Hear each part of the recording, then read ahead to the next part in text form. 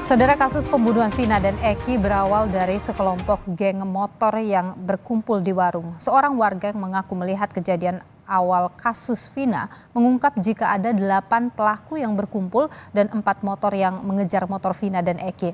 Namun tak melihat siapa saja yang terlibat penganiayaan. Jurnalis Kompas TV Taufik Riyadi memeriksa jarak dari warung Ibu Nining tempat pelaku berkumpul menuju ke Jalan Raya Perjuangan tempat Eki dan Vina dikejar oleh pelaku geng motor. Hadir di sidang Waktu sebelumnya belum pernah dipanggil sidang.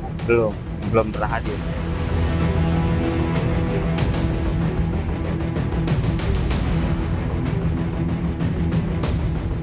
Warung Nining ini sudah ditinggalkan ini sejak penangkapan para pelaku pada tahun 2016 yang lalu ataupun sekitar 8 tahun yang lalu. Dan berdasarkan keterangan dari BAP maupun dari fakta persidangan mengatakan bahwa sebelumnya memang para pelaku ini berkumpul terlebih dahulu di warung Nining sebelum akhirnya melihat Vina dan juga Eki di jalanan dan kemudian melemparinya dengan batu dan sampai akhirnya dilakukan proses pengeroyokan. Kasus pembunuhan Vina dan Eki berawal dari sekelompok geng motor yang berkumpul di warung ini. Seorang warga yang mengaku melihat kejadian awal kasus Vina mengungkap jika ada 8 pelaku yang berkumpul dan 4 motor yang mengejar motor Vina dan Eki. Namun ia tak melihat secara jelas siapa saja pelaku yang menganiaya Vina dan Eki. Yang berpakai seragam yang bertulisan ekstisi itu lewat, terus langsung dilempari batu. Tuh di situ dilempari batu, terus dikejar-kejar tuh. Berhubung saya juga takut di situ, akhirnya saya udah langsung pulang aja gitu. Posisinya waktu itu Bang Aib di rumah atau di apa? Di warung. Di warung. Iya, lagi di warung. Itu berapa orang yang terlibat waktu melemparnya terus korban itu berapa orang ya? Kalau bicara kita melempar, saya kurang tahu ya. Masalahnya di situ juga anak-anak ya ada sekitaran 8 orangan lah di situ banyak. Cuman yang memepet itu ada 4 motor. Kami mencoba mengonfirmasi soal sosok AF ke kuasa hukum salah satu pelaku, Tatal. Kepada Kompas TV, kuasa hukum mengaku tak pernah mengenal AF yang disebut sebagai saksi kunci. Pasalnya, sosok AF dan Dede tak pernah dihadirkan dalam persidangan, padahal kesaksian keduanya menjadi dasar barang bukti polisi menangkap 8 pelaku. Setelah salah satu orang tua korban pada jam 14 menerima informasi dari Dede dan AF setelah memperlihatkan foto apakah di sini ada keributan, Dede dan AF yang tidak pernah dihadirkan dalam persidangan menyatakan ada, kenal nggak sama orang-orang yang mengejar motor ini, kenal. Nah, Dede dan AF itu yang merekonstruksikan seluruh anak-anak yang ngumpul di situ. Jurnalis Kompas TV memeriksa jarak dari warung Ibu Nining tempat pelaku berkumpul menuju ke Jalan Raya Perjuangan tempat Eki dan Vina dikejar oleh pelaku geng motor. Dapat saya gambarkan ini jarak dari warung Nining menuju Jalan Raya ini jaraknya kurang lebih sekitar 100 meter. Dan jika kita lihat memang jarak pandangnya memang agak kesulitan ataupun agak sulit jika kita melihat secara langsung dari warung Nining menuju ke Jalan Raya. Seorang warga yang mengaku saksi menceritakan bagaimana ia akhirnya menceritakan kronologi peristiwa ini kepada ayah Eki yang juga seorang polisi. Dari laporan saksi inilah, polisi menangkap 8 pelaku pembunuh Vina karena sering kumpul di warung dan bengkel tempat dia bekerja. Kebetulan kan waktu itu ada Bapak almarhum Eki menanyakan pada saya gitu. Dia menanyakan apakah kamu tahu semalam ada kejadian ribut-ribut di sini. Saya spontan aja saya langsung bilang, iya saya tahu Pak. Iya saya tahu. Terus kamu tahu pelaku-pelakunya? Ya saya tahu Pak. Biasa nongkrong di mana? Itu Pak di depan. Saya begitu. Saya cerita sama Bapak almarhum itu. Jurnalis Kompas TV mencoba menelusuri bengkel tempat saksi diduga melihat kronologi pembunuhan Vina hingga penangkapan pelaku. Lokasi bengkel berada di depan warung Nining dan di pinggir Jalan Raya Perjuangan yang disebut sebagai lokasi tempat geng motor mengejar Eki dan Vina. Saudara, saat ini saya sudah berada di depan Jalan Nagang Bakti Dan sebelah samping saya ini, atau sebelah kiri saya ini merupakan bengkel mobil yang dulunya merupakan tempat cuci mobil, di mana tempat saksi kunci bernama Aep ini bekerja. Dan saksi kunci bernama Aep ini mengatakan bahwa ia melihat secara langsung bagaimana proses pengeroyokan dari para geng motor ataupun pelaku ini kepada Vina dan juga kekasihnya. Dan dapat saya gambarkan, saudara, memang jarak dari warung Nining kepada bengkel ataupun tempat cuci mobil ini ke tempat pengeroyokan ini jaraknya memang sangat berdekatan. Dan memang kasus kematian dari Vina ini masih menjadi misteri, dan saat ini polisi masih terus memburu 2 orang yang masih masuk dalam daftar pencarian orang. Taufik Riyadi, Jenifan Prapta, Kompas TV, Cirebon, Jawa Barat. Kemunculan sosok warga yang mengaku melihat kronologi awal penganiayaan dan pembunuhan kasus Vina menjadi pertanyaan sejumlah kuasa hukum narapidana lain karena sosoknya belum pernah dihadirkan di persidangan maksud kami. Lantas apakah peran saksi ini bisa menguatkan peran dan juga dari Peggy dan juga 2 buron yang diduga sebagai otak pembunuhan Vina? Kita bahas sore hari ini, saudara, bersama kriminolog Universitas Indonesia Adrianus Meliala, kemudian ada juga mantan Kabar Reskrim Komjen Ito Sumardi, anggota Kompolnas Yusuf Warsim, dan juga kuasa hukum dari keluarga Vina Raden Resa Primadea. Selamat sore Bapak-bapak, sehat selalu. Sore Pak. Sore. Ya, saya ingin ke Bung. Selamat sore Bapak. Saya ingin ke Bung Resa dulu. Bung Resa, hari ini kuasa hukum kan datang ke rumah Vina, keluarga Vina. Apa yang dicari di sana? Ada fakta yang didapatkan, fakta baru misalnya? Jadi memang kita hari ini ke kediaman almarhum Vina itu bersilaturahmi dengan keluarga besar, berziarah ke makam ke makam Vina almarhum, dan bersilaturahmi kepada Sultan Kecerbonan sih. Agendanya hanya itu sih Mbak, lebih ke silaturahmi. Oke, artinya tidak ada proses pencarian fakta baru dan sebagainya gitu ya Pak ya? Iya, belum ada. Kita masih tetap menanti berita yang terbaru dari pihak polisian. Pak Reza, Bung Reza, ini kan ada satu saksi yang bicara. Ini sebenarnya saksi dulu dia juga bicara ya, disebut saksi kunci AF ini. Keluarga bagaimana melihat kehadiran saksi ini? Ya, bagi kita tetap menyerahkan seluruhnya kepada pihak kepolisian, karena memang saksi ataupun itu kok bukan dari ranah kita ya. Kita tetap mendukung langkah-langkah apa yang akan dilakukan dari pihak kepolisian untuk bisa menemukan dari kedua terduga DPO yang masih dicari sampai saat ini. Oke, sudah sempat berkomunikasi dengan pihak kepolisian soal pemeriksaan terhadap Peggy? Belum. Rencana kita akan segera melakukan koordinasi dengan pihak kepolisian di Polda Jabar, dan kita akan menunggu rilis dari kepolisian. Baik, saya ingin ke Pak Ito dulu. Pak Ito, Anda pernah menjadi Kabar Reskrim. Ini kalau kita lihat kasus ini ada sosok saksi yang kemudian muncul lagi mengaku melihat semua kejadian, yang mengaku sebagai saksi kuncinya begitu, bagaimana penganiayaan terhadap Vina itu berjalan. Ini kan kesaksian yang sudah pernah disampaikan dulu, dan kemudian sempat dari pihak kuasa hukum para pelaku itu menyebut bahwa tidak pernah dimunculkan dalam persidangan. Anda melihat kesaksiannya ini masih perlu untuk didalami lagi oleh polisi sekarang? Kira gini Mbak, saksi 2 orang saksi ini, saudara Aib dan saudara Peggy, ini kan yang mengungkap kejadian yang sebenarnya. Itu dia memberitahukan kepada orang tua almarhum Eki. Hingga kemudian bisa diamankan 8 orang. Ini dari 2 orang ini. Nah, kalau dari 2 orang ini kemudian dibuktikan di pengadilan, itu adalah merupakan kewenangan hakim. Jadi kalau hakim menganggap mungkin untuk keselamatan atau keamanan tidak perlu dihadirkan, maka sudah cukup dengan keterangan yang disampaikan di BAP. Jadi yang disampaikan oleh saudara Aib dan saudara Dede ini adalah merupakan kesaksian kunci sehingga bisa mengungkap kasus ini. Karena tanpa kesaksian mereka berdua, tentunya kasus ini tidak akan mungkin bisa terungkap. Nah, kemudian ini sudah diuji dari hasil pemeriksaan yang dilakukan oleh pihak penyidik.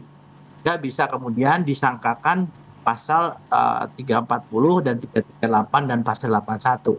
Ini tentunya ini adalah merupakan saksi yang saat ini dikatakan tidak dimunculkan, sekarang berbicara saya kira statusnya sama saja dengan pada saat dia waktu itu memberikan kesaksian. Nah, sekarang dengan ditangkapnya Peggy, biar bagaimana penyidik Polda itu melakukan berita acara konfrontasi ya, dan meminta keterangan-keterangan daripada para.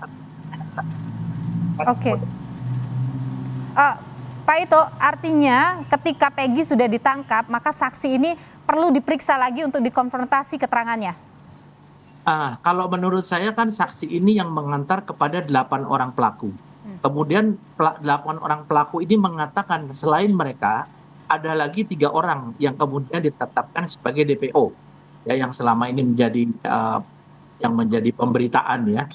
Sehingga mungkin saksi ini juga bisa saja dimintakan keterangan lagi apakah memang dia mengenal Peggy atau tidak. Tapi Peggy dan 2 orang DPO lagi itu adalah penetapan DPO-nya berdasarkan keterangan dari 8 orang ini. Jadi, menurut saya bisa-bisa saja dia dimintakan keterangan karena ini kan ada berita acara baru ya, saudara Peggy, yang terpisah dengan berita acara yang sudah di sidang pengadilan.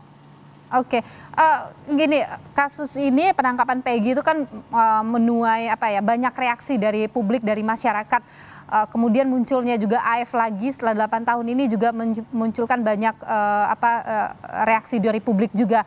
Menurut Anda bagaimana polisi kemudian harusnya mengambil langkah di sini dalam situasi ini untuk menguatkan gitu bahwa apa yang disampaikan ini memang benar dan publik bisa meyakini begitu apa yang dilakukan oleh polisi?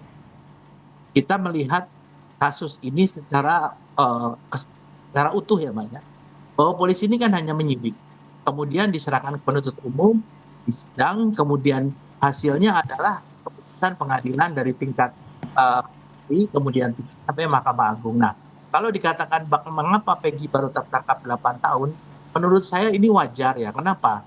Ya, pengalaman saya sebagai anggota reserse, itu pada tahun 2016 pernah diupayakan atau dicari Peggy secara besar-besaran.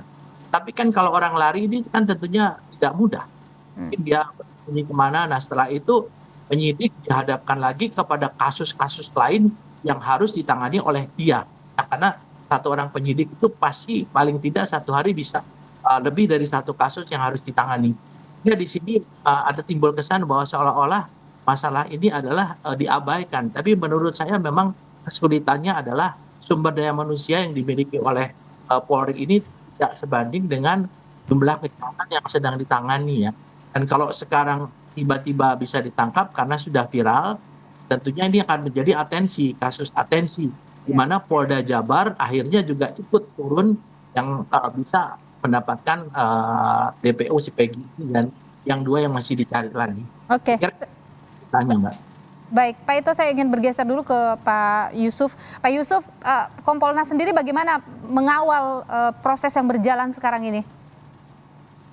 Ya, saya sendiri itu sudah sudah karena informasi awal dari kuasa hukum terpidana menjelaskan lokasi-lokasinya sudah kita cek ya. Minggu depan insya Allah kami sudah di Polda mendengarkan klarifikasi secara lengkap lah dari proses dilaporkan kecelakaan, terus dilakukan penyidikan di Polresta Cirebon sampai ada pelimpahan ke Polda, termasuk ya, informasi sementara yang kita peroleh pada tahun 2016 itu ada upaya melakukan pencarian dan tidak masuk akal kalau tidak dikatakan tidak mencari karena orang tua korban sendiri kan anggota polisi secara pribadi aktif memberikan informasi petunjuk terkait dengan 3 pelaku lainnya pada waktu itu. Hanya ada perubahan identitas yang diberikan para terpidana itu malah sempat mencabut BAP. Ini tentu kami lihat sebagai hambatan di dalam proses pencarian. Nah, walaupun demikian prosesnya akan kita lihat minggu depan secara lengkap agar kita bisa memberikan masukan-masukan apabila diperlukan terkait dengan catatan-catatan dan kelemahan-kelemahan yang selama ini ada. Oke, Pak Yusuf, ini kan Peggy sedang diperiksa sekarang oleh pihak kepolisian ya. Apakah Kompolnas juga sudah mendapatkan informasi soal itu, bagaimana prosesnya berjalan itu? Ya, kami masih belum mendapatkan informasi resmi, kan sifatnya masih sementara, perlu konfirmasi secara langsung. Ya, yang pasti kita harus menghormati kewenangan penyidik. Nah, ada Peggy yang sudah tertangkap. Peggy ini sekarang ini kan seolah-olah didesak untuk segera menyampaikan ke rilis. Tapi itu kita hormati. Penyidik pasti punya pertimbangan-pertimbangan kaitannya dengan kepentingan penyidikan untuk tidak merilis pada saat ini. Nah, Peggy dikonfirmasi kepada 7 terpidana lainnya terkait dengan hal-hal yang menjadi keterangan selama ini, itu pasti. Itu yang kita dorong. Baik, saya ke Pak Adrianus. Pak Adrianus, bagaimana Anda melihat kekuatan dari keterangan yang disampaikan oleh yang disebut saksi kunci ini, AF? Jangan lupa bahwa semua informasi itu harus memperhitungkan soal waktu 8 tahun yang lalu, di mana dalam ilmu memori, itu waktu itu sudah amat mendistorsi akurasi. Jadi kalau dulu aja nggak banyak yang diingat, maka menjadi heran kalau kemudian sekarang banyak yang bisa diingat. Yang terjadi justru adalah kalau dulu sedikit yang diingat atau yang dilihat, maka yang sekarang lebih sedikit lagi yang dilihat dan diingat. Nah, maka kalau dulu saja kepolisian tidak memanggil yang bersangkutan sebagai saksi, saya agak beda dengan Pak Itoy. Saya menduga bahwa pada waktu itu dia adalah anak kecil, anak yang masih di bawah umur yang secara teori memang tidak kredibel sebagai saksi. Ya, biasanya anak di bawah umur itu bulat dan berubah-ubah cara bertuturnya. Dia mungkin dalam hal itu kepolisian berpikir bahwa nggak usah deh dimasukkan sebagai saksi. Atau yang kedua adalah bahwa sebetulnya yang dilihat oleh yang bersangkutan itu sebetulnya sedikit sekali. Nah, maka selama 8 tahun itu pula yang bersangkutan belajar dalam tanda kutip ya tentang apa yang terjadi, mendengar dari sana sini, dan kemudian lalu bisa bicara seperti yang sekarang kita dengar. Dengan kata lain, sebagian dari yang diungkapkannya itu saya duga adalah sesuatu yang merupakan make up story atau cerita yang didengar dari berbagai sumber. Begitu, Mbak. Oke, baik. Pak Ito, apa yang kemudian ingin Anda tipkan ini terkait dengan proses berjalannya? Karena sekali lagi ini publik punya menyoroti sangat besar terhadap kasus ini. Iya, saya kembali ini yang barusan disampaikan Prof. Adrianus. Kalau tidak salah dengar tadi, itu saksi itu adalah saksi yang sudah diminta di BAP ya. Iya. Selama ini dianggap dia tidak dimunculkan. Saya kira ya itu memang dialah yang mengungkap, dia katakan bahwa ayahnya almarhum Eki menanyakan kepada dia. Ini saya kira itu juga tidak perlu diambil keterangan lagi, keterangannya sudah dijadikan BAP dan sudah masuk persidangan. Saya sependapat dengan Pak Yusuf bahwa ini kan Kompolnas ini adalah lembaga pengawas internal dari kepolisian. Jadi di sini kepolisian juga nggak bisa main-main, Pak ya. Dan tentunya juga ini mempertaruhkan kredibilitas dan profesionalismenya. Jadi saya percaya dengan Kompolnas turun, masyarakat selalu memperhatikan kasus ini. Mudah-mudahan kasus ini segera redam, tidak menjadi lagi yang banyak spekulasi yang timbul. Saya kira itu harapan saya, Mbak. Oke, baik. Terima kasih Pak Ito Sumardi, mantan Kabar Eskrim, sudah berbagi pandangan di Kompas Petang. Sayangnya Pak Ito tidak bisa terus bersama dengan kami di Kompas Petang, tapi untuk Bung Reza, Pak Adrianus, dan juga Pak Yusuf, mohon untuk tetap bersama kami. Kita akan kembali usai jeda untuk melanjutkan dialog ini. Saudara, kita lanjutkan kembali perbincangan kita sore hari ini. Sudah bersama kami ada kriminolog dari Universitas Indonesia, Adrianus Meliala. Ada juga anggota Kompolnas, Yusuf Warsim, dan juga ada pengacara dari keluarga atau kuasa hukum dari keluarga Vina, Reza Pramadia.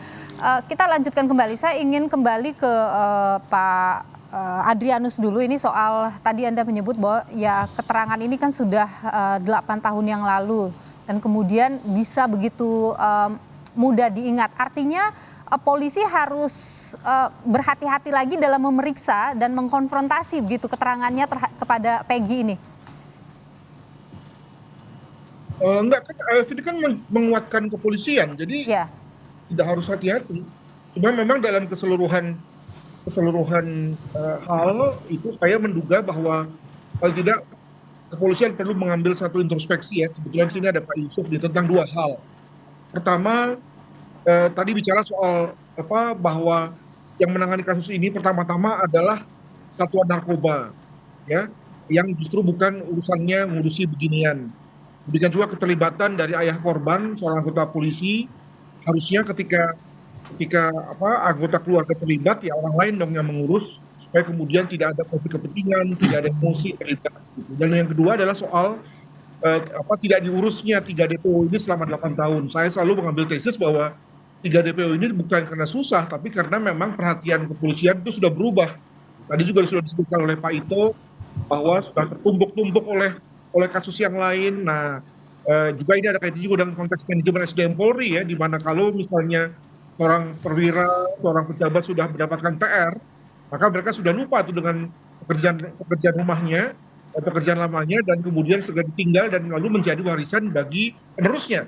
Sang penerus juga kemudian ogah tuh mengerjakan mencuci piring kotor ya yang ditinggalkan oleh penerusnya. Jadi alhasil kemudian waktu 8 tahun itu bukan mengindikasikan sulitnya kasus, tapi lebih kepada sistem yang sebetulnya kurang tepat. Demikian.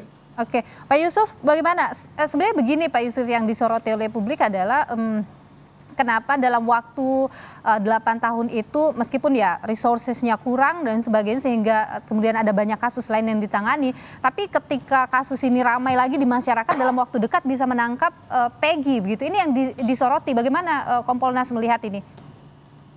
Ya, kami sendiri sudah pernah menyampaikan terkait dengan hal itu kan pasti ada hambatan. Ya. Hambatan itu sifatnya ada yang internal, ada hambatan eksternal. Nah, hambatan eksternal tadi sudah sempat saya sampaikan, kesulitan untuk memastikan identitas dari keterangan para saksi yang itu pelaku terpidana yang saat ini sudah terpidana. Saksi mereka sempat mencabut BAP itu kan sifatnya eksternal. Nah, ada hambatan yang internal, yaitu terkait dengan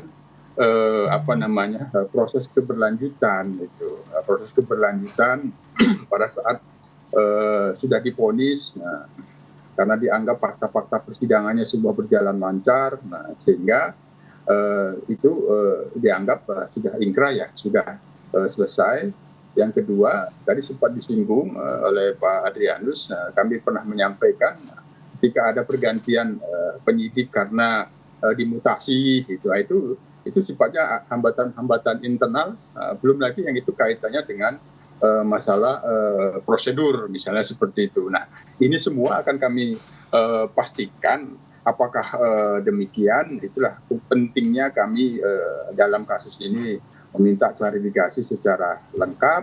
Kami sendiri juga sebenarnya sudah pernah menyampaikan perlu dilakukan untuk audit lah, untuk memastikan ada yang unprocedural atau tidak, karena sekarang berkembang yang menduga ada salah tangkap, dipaksa untuk mengaku, semuanya itu harus clear dalam proses ini, jangan sampai putusan pengadilan yang sudah ingkrah itu menjadi cacat. Itu keinginan kita bersama untuk pengawasan Kompolnas terhadap penanganan kasus ini secara tuntas. Oke, baik, saya ke Bung Reza. Bung Reza, kalau dari pihak keluarga Vina melihat penangkapan Peggy, kemudian juga ada saksi yang muncul dan masih ada 2 yang buron, bagaimana sih sampai dengan saat ini? Iya, kita dari mewakili pihak keluarga itu tetap sangat berharap ke pihak kepolisian untuk bisa mengungkap terduga DPO yang lain itu di mana gitu kan, dan juga kita berharap untuk bisa merilis wajah dari terduga DPO yang sudah tertangkap, jadi biar semuanya menjadi jelas, biar tidak ada lagi kegaduhan di masyarakat. Oke, Bung Reza, ini kan tadi Pak Yusuf mengatakan minggu depan atau pekan depan ini Kompolnas akan ke Polda Jawa Barat untuk kemudian juga mengklarifikasi sejumlah hal, memastikan proses juga berjalan dengan baik. Kemudian masih ada 2 orang DPO lagi yang masih akan dikejar begitu. Apa harapan Anda mewakili pihak keluarga begitu terkait dengan proses ini? Ya, kami mewakili dari pihak keluarga sangat berharap dua orang terduga DPO ini bisa segera tertangkap sehingga semuanya tidak ada lagi kasus ini berkembang liat menjadi seperti apa. Pokoknya kita dari mewakili pihak keluarga tetap fokus untuk biar terduga DPO ini bisa segera ditemukan dan ditangkap. Oke, baik. Terima kasih Bung Reza untuk keterangan berbagi pandangan di Kompas Petang. Terima kasih juga Pak Yusuf Warsim, anggota Kompolnas, dan juga terima kasih Pak Adrianus Meliala, kriminolog dari Universitas Indonesia. Sekali lagi, sorotan publik begitu besar pada kasus ini dan diharapkan polisi bisa bekerja profesional, tidak ada keraguan gitu, dan gamblang, transparan kepada publik. Terima kasih Bapak-Bapak sudah berbagi pandangan di Kompas Petang.